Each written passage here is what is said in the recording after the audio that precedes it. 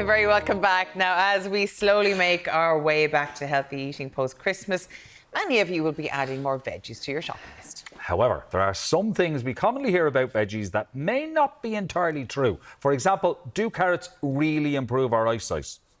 Joining us to debunk these vegetable myths is Heather Leeson, nutritionist with Glenville Nutrition. Thank you so much for joining us this morning. Now, I do need your help. I was finishing the milk tray last night because, you know, before Monday comes, it has to be done. It has to be done. It has to be done. Get rid of it.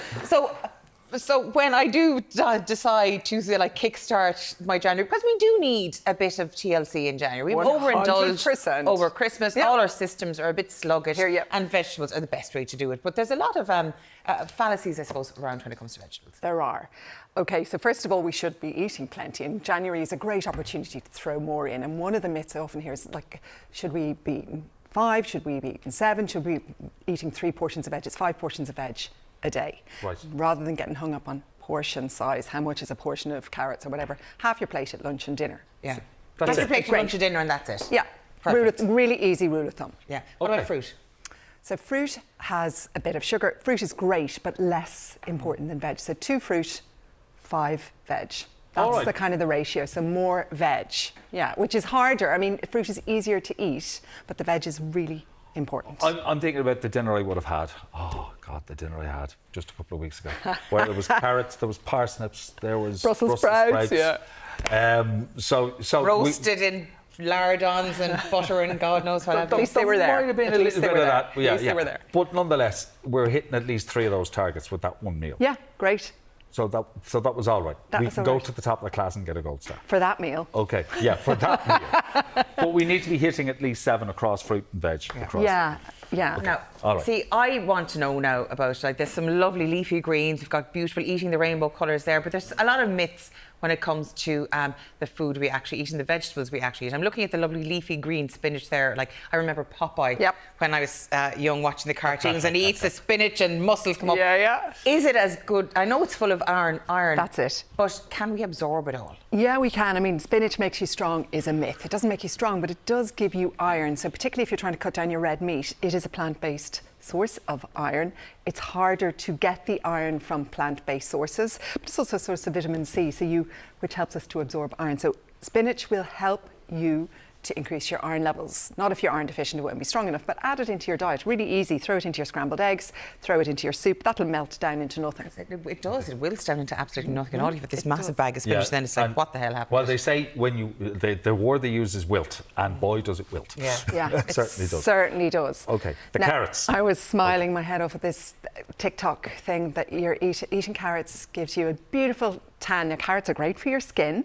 Yeah. They have a pigment in them called beta-carotene, which, if eaten in very large quantities, can affect the colour of your skin. Turns you orange. I know. It Orange. does. It's hilarious. It does. It's Like actually bright orange. You're going to be tangoed, and you have to eat a lot. So you're not going to get a tan. You're going to have an orange tango tin. It's like an Oompa Loompa. You do, and you have to eat like at least 4 a day, every day, to get that tinge. But at this time of year, a lot of people are juicing everything, so they're whacking loads of carrots and beetroot and everything into their juices, and they end up glowing. I had a friend who, year after year after year, had what he determined was a great tan. But what we discovered was he was taking, in tablet form, carotene.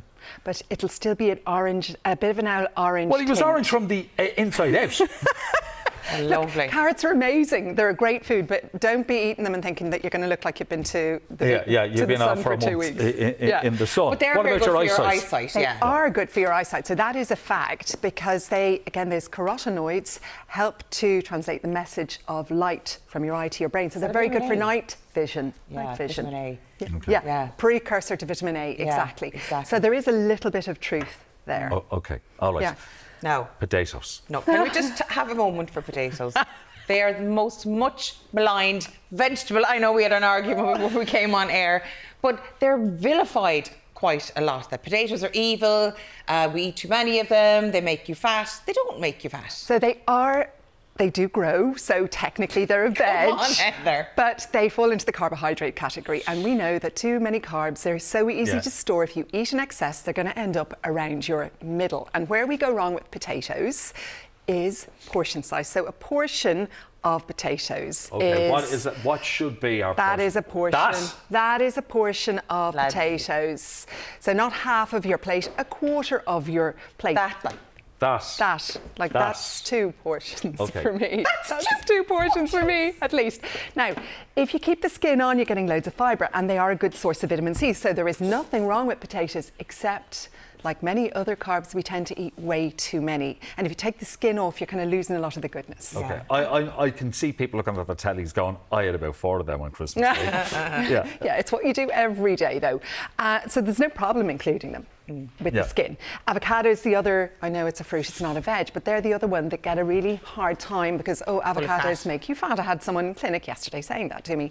They do have healthy monounsaturated fats in them, and that's a really important part of your diet. But like any fats, you need to watch your portion size as well. Yeah. So this is a tiny one. Yeah, baby avocados. Would this be your portion? Yeah, that would be a portion. Would that be your portion of avocado? That would be. That looks like a baby avocado. It is a baby avocado, half a normal sized, half a medium sized avocado. Smaller than half a medium-sized avocado. That's tiny. Yeah, that one isn't like, okay, you could have one in a little bit. One in a little bit. Yeah. But basically half a normal But at this time of year, a lot of people are going, they do veganuary as well. And so if you do need your fats as well at this time of year. So is that a good 100%. Substitute for if you're used to having your fats through meat? Yeah, you can, and nuts and seeds as well. But they're a great addition. They're full of healthy fats, really lovely for your skin, for your heart health. They're full of fibre too. Great for you. Okay, we were told that avocados were superfoods. Yeah. So they kind of lost that title, or have they regained it? Look, any of these are superfoods. They're all superfoods. It doesn't have to be something that costs 10 euros a pop and you fly in from across the world. Carrots are superfoods. These are all superfoods. Garlic. Talk to us about that.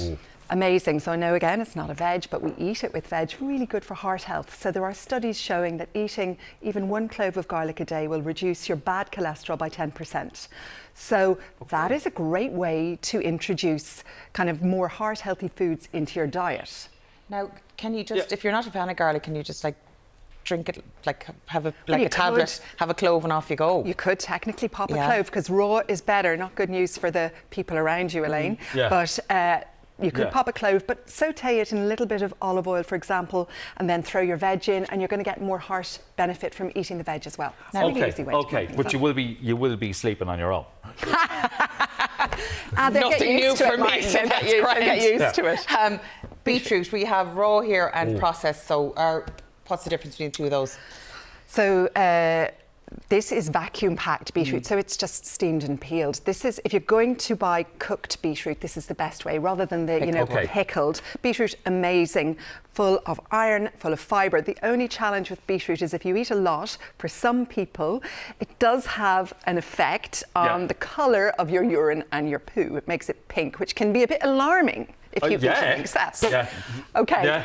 Nothing wrong with that. It's not causing any problems, but it does seem to be more common in people who are low in iron. So if you think you might be low in iron and you've got red poo after eating a couple of beetroot, maybe get your iron levels checked. Well, there you go. You learn something new every day, Heather. Thank you so much for sharing your pearls of wisdom once again. And Happy New Year. Happy New Year. Oh, now, beetroot, God. Anyway, coming up, sick of shoddy merchandise that breaks and can't be fixed? Well, help could finally be on the way. We'll explain after this short break. See you in 3.